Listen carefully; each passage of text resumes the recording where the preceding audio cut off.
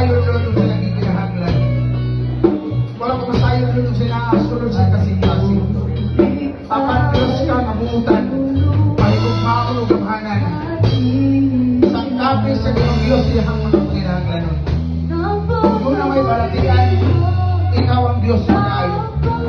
Kung na may problema, ikaw ang Diyos na kasulban. In the mighty name of Jesus, isunod gawat ang gahon sa Balang Espiritu Santo. Kung maghatag ka mo kalina o kalipay sa iyong kinabuhi. Gikan ka rin ingnon ko ikaw. No regret.